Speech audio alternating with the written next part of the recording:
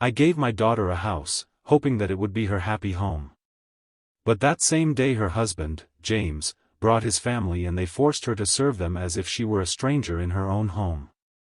Their smiles shone with gloating, but I swore I would wipe it off their faces. Before we continue, please subscribe to the channel and let us know where you are listening in the comments.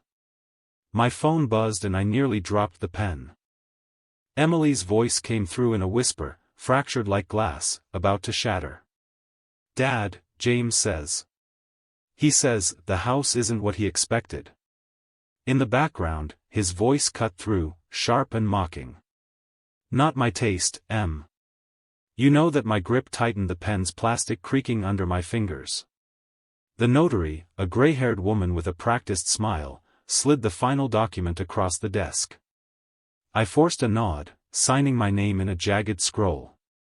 The office smelled of stale coffee and paper dust. A fluorescent lamp hummed overhead, casting a sickly glow on the stacks of folders cluttering the desk. My heart pounded, but I kept my face still. Emily's call had come at the worst moment, right as I was finalizing the gift I'd spent years planning, a house for her, my daughter, the one thing I could give to make her life brighter. I'd sold half my engineering firm to afford it. A modern two-story in Stamford with big windows and a garden. She'd love. But, James, her husband, was already tainting it. "Dad, I'm sorry," Emily whispered. "He's just stressed." Her voice trembled and I pictured her standing in that half-furnished kitchen clutching her phone, her brown eyes wide with worry. I wanted to tell her to leave him, to walk away, but I swallowed the words. Not today, not when I was about to hand her the keys. "It's fine, sweetheart," I said, my voice steady, despite the fire in my chest. "You focus on settling in. I'll be there soon." I hung up, my thumb lingering on the screen. The notary raised an eyebrow, but I ignored her, signing the last page. The keys sat on the desk, their metal burlock engraved, with Emily glinting under the light. They felt cold in my palm, like a chunk of ice, heavy with hope and dread. 10 years ago, after my wife died, I promised myself Emily would never want for anything. I saw her at 8 sketching her dream house on a diner, napkin, big windows, a porch, flowers everywhere. That memory drove me to this moment, through late nights at the firm, through deals that cost me friends. I trusted too many people back then, partners who bled me dry. But this house, was something pure, or it was supposed to be. The notary cleared her throat. "Congratulations, Mr. Collins. It's official." She handed me the deed, crisp and heavy. I tucked it into my jacket next to my heart. "Thank you," I said, but my mind was elsewhere, replaying James's voice. "Not my taste." What did that even mean? The house was perfect. White walls, hardwood floors, a garden where Emily could plant her roses if he didn't like it. That was his problem, but I knew it wouldn't stay that way, not with him. I stepped outside the march, air biting at my knuckles. Stamford streets were quiet, the sky a dull gray. My car was parked across from the notary's office, but I didn't move. Instead I pulled out the keys again, running my thumb over the engraving. Emily deserved this. She'd always been kind, too kind. Even when James started showing his true colors, his sharp comments, his way of making her feel small, I'd ignored it too long, trusting she'd handle it. But that call, her voice, wasn't right. My phone buzzed again.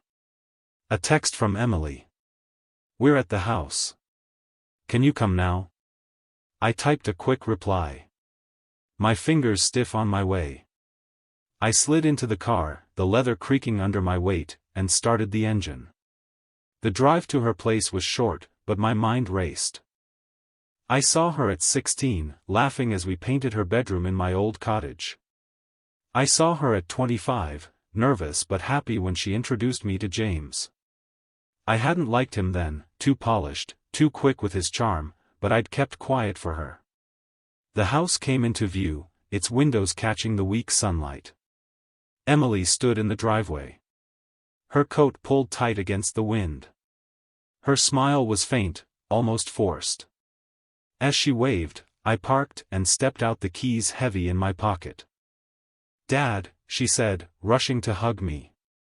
Her arms were warm, but her hands trembled.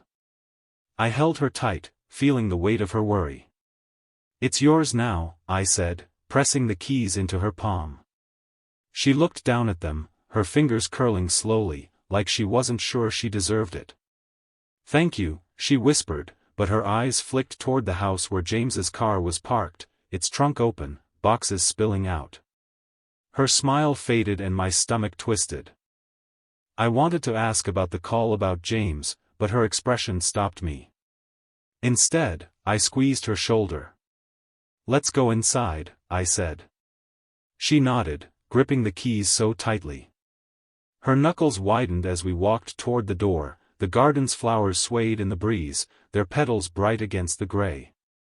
I told myself this was her fresh start, but her hesitant steps, the way she glanced back at James's car, they told a different story. The front door slammed and Olivia's voice sliced through the air like a blade. "This kitchen's too small, honestly, Emily, did you even look at this place?" I wasn't there, but I could picture it, Emily standing frozen, her hands, twisting a dish towel while James's mother barked orders. I was back at my cottage in Greenwich, pacing the living room. When Emily called, her voice was tight, like she was holding her breath there. "Settling in," she said, but the tremor in her words told me everything. I'd left her at the house an hour ago. After handing over the keys, she'd hugged me, her smile brittle, and I'd driven home with a knot in my gut. Now, sitting on my warm leather couch, I gripped the phone, imagining the chaos unfolding. Settling in, how I asked, keeping my tone light. Emily hesitated. "It's just a lot of boxes. Olivia is particular about where things go." A crash echoed in the background, followed by James's laugh. "Careful, Em, don't break my stuff." My jaw clenched.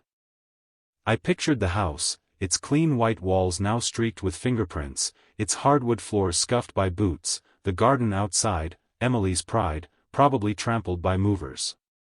"Are you okay?" I asked. She forced a laugh, thin and unconvincing. "Fine, Dad, just busy." But I heard Olivia's voice again. "Sharp, Emily. The coffee is cold already." The call ended abruptly and I stared at the phone, my pulse hammering. I sank back, my mind filling in the gaps. I saw Emily in that kitchen, her hair tied back, trying to play hostess, while James's family treated her like a stranger. Olivia, with her clicking heels and cold eyes, would be directing movers like a general, her coffee cup untouched. James would be sprawled on the couch, tossing his jacket wherever it landed, his smirk, daring Emily to complain, and Emily, my Emily, would be scurrying to please them. Her shoulders hunched, her voice small. I remembered the day we toured the house, just the two of us. She'd run her fingers along the countertops, her eyes bright. "I'll plant roses out back," she'd said, pointing to the garden, "and we'll have dinners here. Dad, you'll come every Sunday." That was the Emily I knew, hopeful, full of plans. But marriage to James had dimmed her like a bulb burning out. I should have seen it sooner. My phone buzzed, a text from Emily. "Can you call later? Things are hectic." I typed, of course, but my fingers hovered over the keys. I wanted to drive back to barge in and demand answers, but I stayed put. She'd asked for space and I'd give it for now. Instead, I stood and walked to the window, staring at the quiet street. My cottage was small, cluttered with photos of Emily, her graduation, her wedding, her childhood drawings. One sketch framed on the wall showed her dream house. I'd made it real, but at what cost? Back at her place, I imagined the scene unfolding. Boxes blocked the hallway, their flaps torn open, spilling clothes and dishes. Olivia would be criticizing everything, the curtains too cheap, the lighting too dim, even the smell of fresh paint. James's sister, a shadow of Olivia, would echo her complaints while their father stayed silent, sipping beer, and Emily she'd be carrying trays of tea or coffee, her hands shaking, her smile plastered on like a mask. I pictured her offering a plate of sandwiches, only for Olivia to wave it away. "We're not hungry." She'd snap, then turn to James. "This place needs work. It's not ours yet." That word, ours, would hit Emily like a slap, but she'd swallow it. Nodding, always nodding. I clenched my fists, my nails digging into my palms. The house was hers. I'd made sure of it. The deed was in her name, not James's, but they were already claiming it, like vultures circling a carcass. A memory hit me, Emily at 10, dropping a glass at a family picnic. It shattered and she froze expecting a scolding. Instead I'd knelt beside her picking up the pieces. "It's just a glass," I'd said, "you're what matters." Now I imagined her in that house, something breaking, a plate, a cup, maybe a toy from her childhood. I saw it falling from a box, cracking on the floor, and Emily staring at it, her eyes wet. That image burned, fueling the anger I'd buried for too long. I grabbed my phone and dialed her again. It rang twice before she answered, her voice low. "Dad, now's not great." In the background, Olivia's voice rose, demanding something about towels. James laughed again, cruel and careless. "Everything okay?" I asked, already knowing the answer. Emily paused, then whispered, "It's fine, I'll call you tomorrow." The line went dead and I stood there, the phone warm in my hand, her lie echoing in my head. Olivia's finger jabbed at the kitchen table. "Is that dirt? You can't even keep this place clean, Emily." I wasn't there to see it, but Emily's voice on the phone painted the scene clear as day. She'd called me that morning. Her words clipped, like she was afraid to breathe too loud. "They're still unpacking," she said, but the strain in her tone told me it was worse than that. I stood in my kitchen gripping the counter, the coffee I poured growing cold. It was the next day and the house, Emily's house, had turned into a battlefield. I could imagine her there scrubbing dishes in the sink, her sleeves rolled up, sweat beading on her forehead. The kitchen would smell of burnt toast and sour milk, plates piled high from a breakfast she hadn't been invited to share. Olivia's heels would click on the hardwood. Each step, a judgment. "This is your mess," she'd say, pointing at a spotless counter, her lips curling. Eily would nod, biting her lip, her hands raw from washing. "They're just particular," Emily told me. Her voice barely above a whisper. I heard James in the background. His tone lazy, mocking. You missed a spot. Don't make my mom do your job."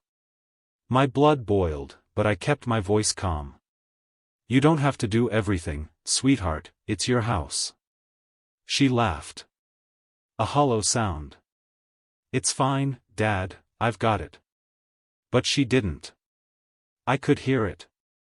The weight of their demands crushing her. I pictured the scene unfolding. Emily would be wiping down the table. Her movement slow, deliberate, like she was trying to disappear. Olivia would hover, her eyes narrowed, picking at every detail. "These plates are chipped." She'd snap, holding one up like evidence in a trial. Emily would mumble an apology, her cheeks burning, and keep scrubbing. James would be sprawled in the living room, scrolling on his phone, ignoring her. "Please for help." "It's your house, right?" he'd say, his smirk audible even from where I stood. I remembered Emily before James, when she'd been fierce, unafraid. At 20, she'd argued with contractors at my firm, her voice steady. Her ideas sharp. Marriage had dulled that spark and I hadn't stopped it. I trusted her to find her way. But now, imagining her in that kitchen, I saw a stranger, small, silent, broken. My hands shook as I set the coffee mug down, its handle, chipped from years of use. Back at the house, I imagined Emily trying to assert herself. "Can you help with the dishes?" she'd asked James. her voice soft but firm. He'd laugh, not even looking up. "Why, you're doing fine," Olivia would chime in her tone. "Icy, don't expect my son to clean up." "After you." Emily's shoulders would slump and she'd turn back to the sink, the water splashing her wrists. A spoon would slip from her fingers, clattering to the floor with a sharp ring. A sound like her dignity breaking. The image hit me hard. I saw her kneeling to pick it up, her hands trembling while Olivia's shadow loomed over her. The keys to the house, the ones I'd given her, would be in her pocket, their way to remind her of what she'd lost. She'd clutch them sometimes, I bet, like a lifeline, but they couldn't protect her from this, not from James's cruelty, not from Olivia's venom. I dialed her again, unable to wait. The phone rang 3 times before she answered. Her voice hushed. "Dad, I'm in the middle of." Olivia's voice cut through shrill. "Emily, the towels are still damp. Do I have to do everything myself?" Emily stifled a breath and I gripped the phone tighter. "You don't sound okay," I said. She paused and I could almost see her standing in the hallway. The door half closed, her eyes darting. "I'm fine," she said, but her voice cracked a hairline fracture in her facade. "I'll call you tomorrow." The line went dead and I stood frozen, the silence of my cottage pressing in. I saw her clearly now, alone in that house, surrounded by people who treated her like a ghost. My anger flared hot and sharp, but beneath it was something else: resolve. I'd given her that house to make her happy, but James and his family had turned it into a prison. Their smiles, their gloating, flashed in my mind. I swore then, staring at the chipped mug on my counter, that I'd wipe those smiles off their faces. Whatever it took. The phone rattled on the kitchen table and my heart clenched. Emily's voice, and, broken, spilled through the speaker. "Dad, I can't do this anymore. They're treating me like I'm nothing." Her words cracked, each one a shard of glass. I gripped the edge of the table, my knuckles widening as she whispered about the dishes, the orders, Olivia's sharp tongue. The cottage around me felt too small, its wooden floors creaking under my pacing feet, the air thick with the scent of cold coffee. "Sweetheart, why didn't you tell me sooner?" I asked, my voice low though rage boiled beneath it. She sobbed, a sound that tore at me. "I didn't want you to worry. Please, Dad, don't come here. It'll make it worse." Her plea was desperate, but it only fueled the fire in my chest. I saw her in that house, her hands red from scrubbing, her eyes downcast, while James and his family lorded over her. My house, her home. "I'll fix this," I said, my tone steady though my hands shook. "I promise." She sniffled, murmuring, "Just don't do anything rash." The call ended and I stood frozen, the phone warm in my palm. The cottage was quiet, save for the tick of the old clock on the mantel. A photo of Emily at 10, grinning with paint on her cheeks, stared at me from the wall. I'd failed her once, trusting James, believing he'd care for her. Never again. 20 years ago, a business partner had betrayed me, siphoning funds and leaving me scrambling to save the firm. I trusted him, just as I trusted James to be a decent husband. That betrayal had hardened me, taught me to see through smiles and promises. Now, as I stared at Emily's photo, I felt that old resolve return, sharper, colder. James and Olivia had crossed a line and they'd regret it. I paced to the window. The evening sky bruising purple over Greenwich. The coffee mug on the table trembled as I brushed past, leaving wet rings on the wood.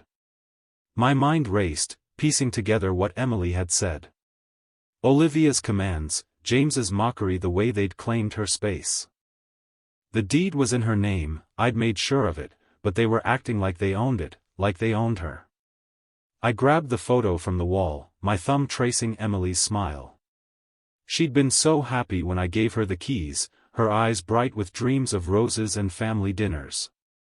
Now she was a shadow begging me to stay away. My grip tightened, the frame, creaking. I couldn't sit here stewing in this quiet house while she suffered. I had to see her to face them, even if she didn't want me to. The keys to my car jangled. As I snatched them from the counter, their weight familiar in my pocket. I pulled on my coat, the fabric catching on my shoulder, and stepped outside. The air was sharp, biting at my face as I locked the cottage door. Its hinges groaned, a sound that echoed the ache in my chest. I slid into the car, the leather seats cold, and started the engine. The dashboard glowed, casting shadows across my hands. As they gripped the wheel, I drove through Stamford's quiet streets, the houses blurring past their windows, warm with light. My mind churned, replaying Emily's voice, her fear, her shame. I saw Olivia's smug face, James's lazy grin, and my jaw clenched so hard my teeth ached. They thought they could bully her, humiliate her, and I'd just stand by. They were wrong. The road to Emily's house stretched ahead, the street lights flickering like warnings. I didn't know what I'd say when I got there or what I'd do, but I couldn't let her face this alone. The keys in my pocket pressed against my thigh, a reminder of the promise I'd made to give her a home, a life, a future. I'd fight for that, no matter what it took. I pounded on the door, my fist thudding against the wood like a gavel. The house loomed dark, its windows reflecting the last of the evening light. Olivia opened the door, her smile sharp as a blade, her perfume heavy in the air. "Richard," she drawled, leaning against the frame. "What a surprise." Her tone dripped with mockery, but I pushed past her into the living room, my boots scuffing the hardwood Emily had chosen. The room was a mess, boxes stacked haphazardly, a glass of wine abandoned on the coffee table, cigarette smoke lingering like a fog. James lounged on the couch, his phone glowing in his hand. While Emily stood in the corner, her arms crossed, her eyes wide with panic. "Dad," she whispered, shaking her head. But I didn't stop. "You need to leave," I said, my voice cutting through the room. "This is Emily's house, not yours." Olivia laughed, a cold, brittle sound, and tapped her nail on the table like a judge's gavel. "Oh, Richard, you're so dramatic." James looked up, his smirk, lazy. "You heard her, chill out, old man." I stepped closer, my hands balling into fists. "You've got no right to treat her like this. Pack your things and get out." Emily's breath hitched, but she didn't move. Olivia crossed her arms, her necklace glinting, as she tilted her head. "And who's going to make us you?" Her voice was all venom, her eyes daring me to try. James stood, tossing his phone onto the couch. "You're out of your depth, Richard." He reached into a box and pulled out a stack of papers, waving them like a flag. "This says we stay legally." I froze my eyes, locking on the documents. The font was off, the paper too crisp, but the words property transfer hit like a punch. "What is that?" I demanded, my voice low. "Our claim," Olivia said, stepping closer, her heels clicking. "You thought we'd just walk away." James grinned, tossing the papers onto the table. One sheet slid to the floor and he scrambled to grab it, his confidence flickering. Emily's eyes darted between us, her hands twisting her sleeve. "Dad, please," she whispered, but I couldn't look at her. "Not yet." "Those are fake," I said, though my throat tightened. "You can't forge your way into her home." James laughed, but it was forced, his eyes flicking to Olivia. "Tell that to a judge," he said. Olivia nodded, her smile widening. "Run along, Richard, you're embarrassing yourself." I remembered the day Emily first saw this house, her laugh echoing in the empty rooms as she planned where to hang pictures. Now those same rooms felt like a cage, her dreams buried under boxes and lies. My chest burned, but I forced myself to breathe. They thought they'd won with their smug faces and flimsy papers. They were wrong. "You're not welcome here," I said, my voice steady. "Now, and I'll prove it." I turned to Emily. Her face pale, her eyes wet. "I'm not done," I told her, soft enough for only her to hear. She nodded, barely, her lips trembling. Olivia clapped slowly, mockingly. "Such a hero," she said. James snorted, clutching the documents like a shield. I walked out the door, slamming behind me its echo sharp. In the quiet night, the air bit at my face as I crossed the driveway, my keys digging into my palm. I slid into the car, the engine roaring to life, and sat there staring at the house. Their laughter echoed in my head, but so did Emily's whisper I'd come back, I'd make them pay. The road stretched dark ahead and I drove, my mind already turning over what to do next. The phone rang and Olivia's voice sliced through like a winter wind. "You're making a mistake, Richard. Keep pushing and we'll bury you in court." I sat in my cottage, the fire crackling in the hearth, its warmth doing nothing to ease the chill her words brought. The room smelled of cedar and coffee, the old clock ticking on the mantel. "Your documents won't hold up," I said, my voice, calm though my fingers tightened around the phone. She laughed, a sound like breaking ice.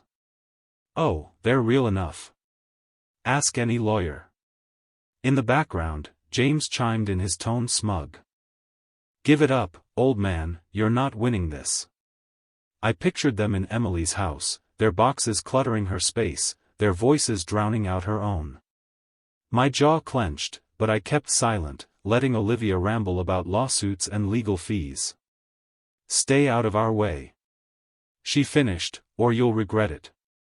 The line went dead. I set the phone down, my hands steady now. The cottage was quiet, its walls lined with memories, Emily's drawings, her graduation photo, a snapshot of us at the beach. "I brought her here last night after," she called, her voice small and desperate. "Dad, can you come, get me?" she'd asked, and I'd driven to her house in minutes, finding her on the porch with a single bag, her eyes red. She'd looked like a refugee fleeing her own home. Now she was asleep upstairs, safe for the moment. I'd carried her bag inside, its zipper broken, her clothes spilling out. We'd sat by the fire, her head on my shoulder, and I promised her we'd fix this. "I'm so sorry," she'd whispered, her voice thick with guilt. "You gave me the house and I let them ruin it." I'd hugged her tight, my throat burning. "It's not your fault," I'd said. "It's theirs." I stood the floorboards creaking and walked to the window. The morning was gray, the trees bare against the sky. Olivia's threat echoed in my mind, those documents flashing like a warning. They were fake, I was sure of it, but they'd scared. Emily made her doubt herself. I remembered her at 15 standing up to a bully at school, her chin high. I'd been so proud then, rushing to her defense, just as I would. Now she was still that girl somewhere beneath the fear. My phone buzzed again. Emily awake now, her voice soft. "Dad, are you okay?" I forced a smile. She couldn't see better. "Now that you're here, want some coffee?" She hesitated, then said, "I'll be down." I heard her footsteps above, slow and heavy, and my resolve hardened. Olivia and James thought they could intimidate us, hide behind their lies. They didn't know me, not yet. I moved to the kitchen, pouring coffee into 2 mugs, the steam curling like a ghost. The fire's glow lit the room, casting shadows on the walls. Emily came downstairs, her hair tangled, her eyes puffy but clear. She took the mug, her fingers brushing mine, and we sat at the table. The silence heavy but warm. "What do we do now?" she asked, her voice barely above a whisper. "We fight," I said, my tone firm. "They don't get to take your home." Her eyes searched mine, and for the first time in days I saw a spark of hope. She nodded, sipping her coffee, her hands steady. Now I glanced at the photo on the mantel, us with my wife years ago, laughing under a summer sky. Emily had her mother's smile, her strength. I'd protect that, no matter what. I stood my chair, scraping the floor, and walked to the mantel, touching. The photos frame Olivia's voice, James's smirk, their forged papers. They thought they'd won, but I was just getting started. My hand closed around the edge of the table, my mind already mapping out the next step, the first move in a game they didn't know they'd started. I poured tea, the steam curling like a faint mist, but Emily's hands trembled as she took the cup wrapped in a plaid blanket. She sat on the couch, her eyes red and swollen. "It's my fault," she whispered, staring at the floor. "I let them take the house." The words hit me like a slap and I set the kettle down. The cottages, quiet, broken only by the crackle of the fire. Outside, rain tapped the windows, a soft rhythm against the evening's gray. "None of this is your fault," I said, sitting beside her. My voice was firm, but my chest ached. The living room smelled of cedar and chamomile, the old clock on the mantel ticking steadily. Emily's hair was tangled, her face pale, but she was here safe, in my Greenwich cottage. Last night. I brought her from that house, her house where James and Olivia had turned her into a stranger. Now we had to fight back. She shook her head, clutching the cup. "I should have stood up to them. To James." Her voice cracked and I took her hand, her fingers cold against mine. "You trusted him." I said, "That's not weakness, it's what good people do." Her eyes met mine, searching, and I saw the girl she'd been laughing on a fishing trip years ago, her mother's braids swinging as we reeled in a trout after my wife died. I'd promised Emily I'd always protect her. I'd failed once, letting James into her life, not again. I remembered that fishing trip, the lake glinting under the sun, Emily's small hands gripping the rod. "You'll always keep me safe, right, Dad?" she'd asked. I'd nodded, my throat tight. Now, sitting here, I felt that same vow burning in me. The house was hers, its white walls, its garden, its promise of a fresh start. I'd given it to her and I'd take it back. "We need a plan," I said, squeezing her hand. "They think they've won, but they're wrong." Emily's lips twitched. A faint smile breaking through. "What can we do? Those documents." Her voice faltered and I saw the fear in her eyes, the weight of James's forged papers. "They're not real." I said, though I hadn't proved it yet. "Well, find a way." I stood crossing to the table where my keys lay, their metal, glinting in the firelight. The cottage felt warm, its shelves lined with books and photos. Emily's childhood, our family. Before everything changed, I know someone. I said my mind, settling on Linda Russell, an attorney I'd met years ago. "She's sharp, she'll know where to start." Emily nodded, sipping her tea, the cup warming her hands. It was a small thing, but it felt like a step, a spark of hope. "What if they fight back?" she asked, her voice small. "They will," I said, meeting her gaze. "But so will we." Her smile grew, fragile but real, and she leaned against me, her head on my shoulder. I wrapped an arm around her, the blanket soft under my fingers. Outside, the rain grew heavier, drumming against the door. But in here we were steady, plotting our next move. I grabbed my phone, scrolling to Linda's number.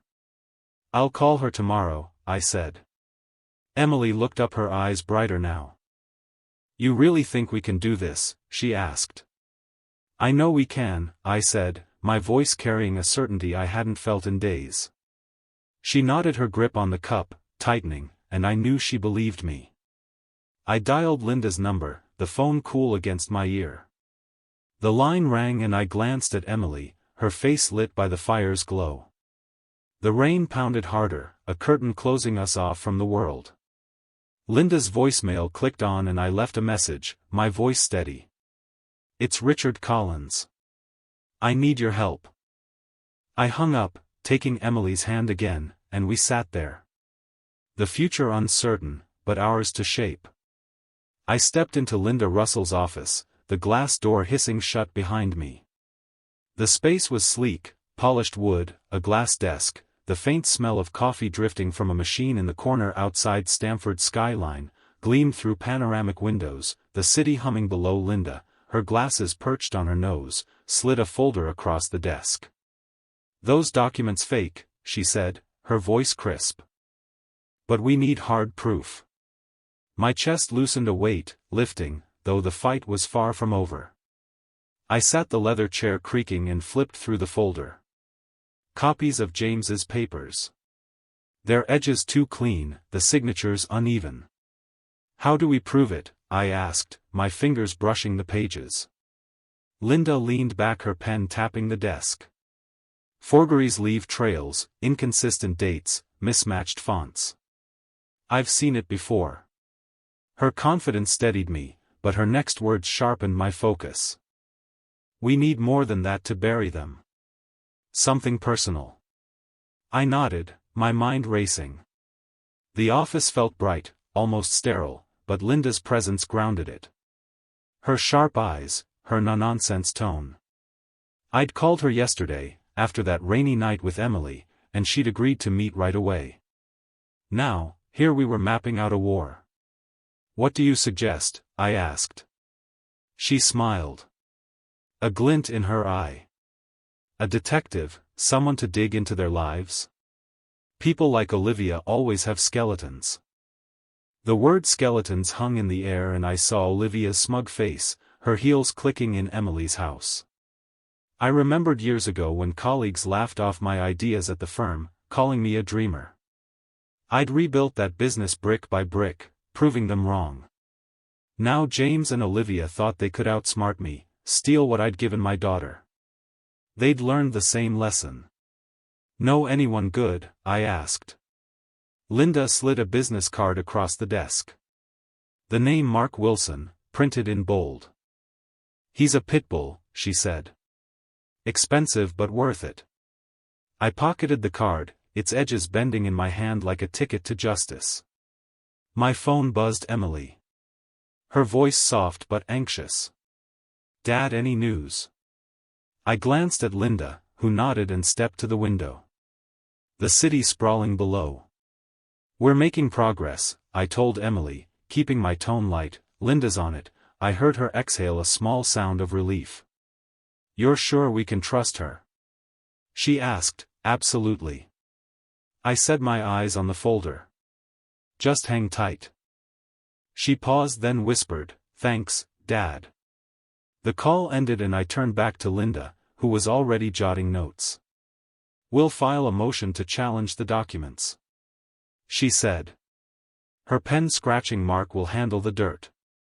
If Olivia or James have secrets, he'll find them. I nodded, my hand, brushing the card in my pocket. The office hum, phones ringing, keyboards clicking, felt like a pulse pushing us forward. I saw Emily's face, her faint smile from last night, and knew this was worth every penny, every risk. Linda stood extending her hand. We've got this, Richard. Go home to Emily. I shook her hand, her grip firm, and grabbed the folder. The glass door swung open. As I left, the city's noise rushing in. I stepped onto the sidewalk, the morning air sharp, and pulled out Mark's card again. His number stared back, a promise of answers. I tucked it away, my steps quickening, the weight of the folder under my arm. A reminder of the fight ahead. Rain drummed on my hood as I stood under an oak in the Stamford Park, its branches sagging with wet leaves. Mark Wilson approached, his trench coat, flapping a manila envelope in his hand. Olivia is not as clean as she thinks, he said, his voice dry, a smirk tugging at his lips. He handed me the envelope. Its edges damp and I felt its weight light but heavy. With possibility, the air smelled of mud and pine. The park quiet, save for the distant hum of traffic. I opened the flap, my fingers brushing the glossy photos. Inside, Olivia stepping out of a hotel, her arm linked with a man who wasn't her husband. Another shot, her laughing. Her head tilted close to his. My pulse quickened, a grim smile spreading. How'd you get these? I asked. Glancing up, Mark shrugged, lighting a cigarette. The flame flickering tailed her for a week. She's sloppy. Meet him every Tuesday, same place. His tone was casual, but his eyes were sharp. Watching my reaction, I slipped the photos back, the envelope crinkling like dry leaves. The rain slowed, a drizzle now pooling on the bench nearby, I saw Olivia's face in my mind, her smug grin as she waved those forged documents.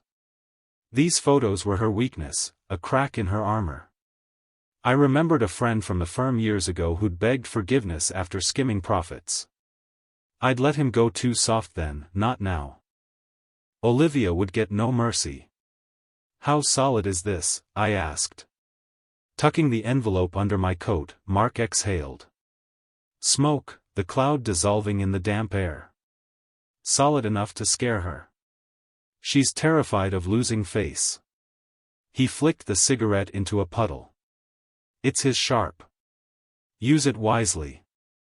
I nodded, my mind already turning over how to wield this weapon. Not yet, though, I needed the right moment. My phone buzzed. Emily. Her voice tight. "Dad, any updates?" I stepped under the tree's canopy, shielding the phone. "We're getting there," I said, keeping it vague, "trust me." She paused, then said, "I do." Her words warned me, despite the chill. "I'll call soon," I promised. Hanging up, Mark raised an eyebrow. "Your daughter?" he asked. I nodded and he didn't press. Just tipped his hat and walked off his coat, blending into the dusk. I stood alone, the park darkening, the rain, a faint pattern. Now the envelope pressed against my chest, a secret that could unravel Olivia's control. I thought of Emily safe in the cottage, her hope fragile but growing. These photos were a start, a lever to pry James and his family out of her life. I'd given her that house to build a future, and I'd tear down anyone who tried to steal it. I walked to my car, the gravel crunching under my boots. The air inside was thick, with the scent of leather, the dashboard glowing. As I started the engine, I set the envelope on the passenger seat, its corner curling slightly. The road stretched ahead slick with rain, the headlights cutting through the gloom. My hands gripped the wheel steady, but my mind raced, plotting the next move. The moment I'd face Olivia and watch her facade crumble, I slammed my fist against the door, the wood shuddering under the force.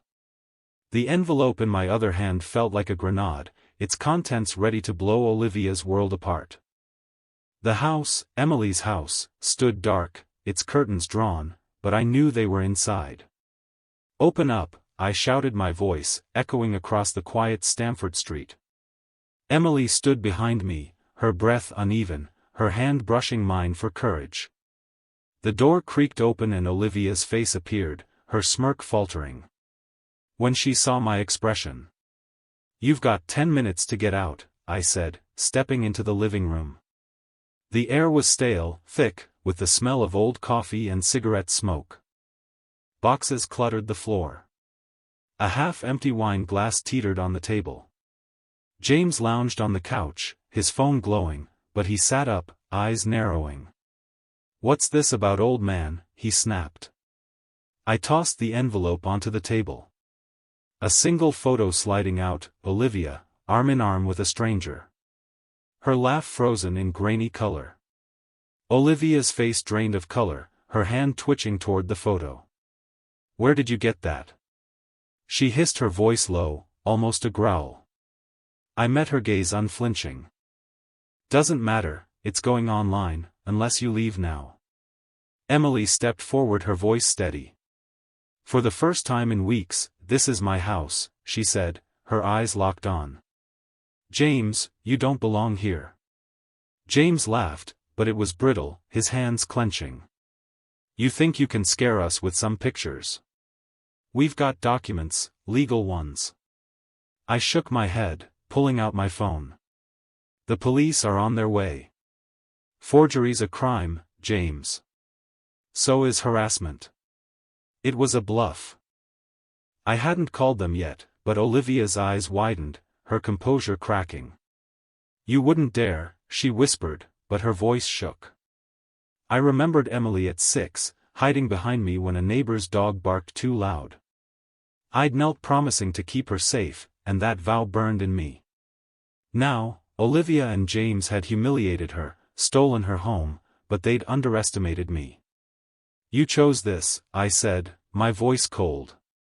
I'm giving you one chance to walk away. Olivia lunged for the photo, but Emily grabbed it first, holding it like a shield. No more lies, she said, her voice rising. James stood his face, red fists balled lead. You're bluffing, you've got nothing.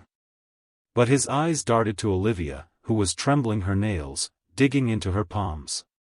Please, she said, her voice breaking. Don't do this, I'll go. The words were a surrender and I felt a grim satisfaction. Emily's hand found mine, her grip tight, and I squeezed back, proud of her strength. You've got 5 minutes now, I said, stepping back. Olivia's shoulders slumped, her eyes wet with panic. James cursed, kicking a box, its contents spilling across the floor. Emily stayed by my side, her chin high, no longer the broken woman they tried to make her. The room felt smaller, their power shrinking with every second. I turned, guiding Emily toward the door, but her voice stopped me. Wait, she said, facing them. You'll never control me again. We stepped onto the porch, the night air cool against my skin. I clutched the keys to the house, their metal warm in my pocket. Inside, Olivia's voice rose, sharp and desperate, arguing with James. This is your fault, she screamed, and his shout back was muffled. Frantic, Emily leaned against me, her breath steady now, and I knew we'd won this round, but I didn't turn back. The keys in my hand were enough. There weighed a promise of what came next. Olivia's scream tore through the house, a jagged edge to her voice. This is on you, James, you ruined everything. I stood on the porch with Emily. The night air damp from recent rain, the grass glistening under the street lights. Inside, a suitcase thudded to the floor, its clasp snapping open, dresses spilling onto the lawn like discarded dreams. James stormed out, dragging a box. His face flushed with rage. Don't pin this on me, he shouted, his voice cracking, you and your secrets. Emily's hand rested on my arm. Her touch light but firm. She watched them, her eyes steady, no longer clouded with fear. The house, her house, loomed behind us, its windows catching the glow of the chaos inside. Neighbors peeked from their porches, their murmurs, a soft hum. In the quiet street, I felt a surge of pride as Emily stepped forward, her voice clear. This is my home, she said, addressing James as he shoved boxes into his car. You don't get to take it. Olivia stumbled out, her hair wild, a scarf trailing from her bag. You think you've won, she spat, but her eyes darted to the neighbors, her voice trembling. Emily didn't flinch. I have, she said, her words like a blade. Olivia froze, then turned on James, her nails digging into his arm. Get the car ready, you idiot. James yanked free, cursing, and tossed a lamp into the trunk, its shade crumpling. I remembered Emily at 17, standing up to a friend who betrayed her trust. Her voice shaking but firm. I'd been proud then, just as I was now. She'd found that strength again, and I stood beside her, my hand on her shoulder, watching their empire crumble. The suitcase on the lawn lay open, a pair of heels glinting in the grass, a symbol of Olivia's shattered control. They're done, I whispered, and Emily nodded, her lips curving into a faint smile. James slammed the trunk, his hands shaking. We're not finished. He growled, but his eyes avoided Emily's. Olivia climbed into the car, her face a mask of fury, and barked at James to hurry, a neighbor across the street. Mrs. Larson stepped onto her lawn, arms crossed, watching. Good riddance, she muttered, loud enough for us to hear. I caught her eye and nodded, grateful for the silent support. Get in, Olivia shouted, and James obeyed. His shoulders hunched. The car's engine roared, its headlights slicing through the dusk. Emily clutched the house keys, their metal glinting in her hand, and I saw the woman. She was becoming strong, unbroken. They're gone, she said, her voice soft but certain. I squeezed her shoulder, my chest tight, with relief. The car peeled away, tires screeching, and the street fell quiet. Neighbors retreated their curtains, twitching, but their presence lingered a shield around us. Emily turned to the house, its door still open, light spilling onto the porch. "It's mine again," she said almost to herself. I nodded, the keys in her hand. A promise kept. She stepped forward, her silhouette framed by the doorway, and I followed, ready to help her reclaim what was hers. Emily laughed, dirt smudging her hands as we planted roses in the garden. The May sun warmed the earth, the air sweet, with the scent of fresh soil and blooming flowers. "These are perfect," she said, patting the ground around a sapling, its petals swaying like tiny flags of victory. The house behind us.